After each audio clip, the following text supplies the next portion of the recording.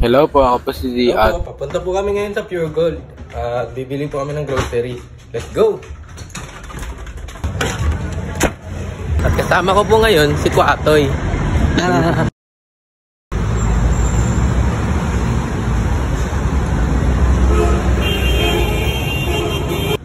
After ng ilang minutes na paglalakad, nakarating namin sa Pure Gold. Nandito na po kami sa meat section. Dala nga pala namin ngayon ang atomic card ni Pada. At ito ang gagamitin namin pang bayad. The best to para sa merong anak na estudyante. Para ipadala sa kanila ang atomic card at gamitin ito in case of emergency. Sa mga gustong magkaroon nito, click nyo lang po yung link sa comment section. At mag-ready ng valid ID para makapag-sign up kayo.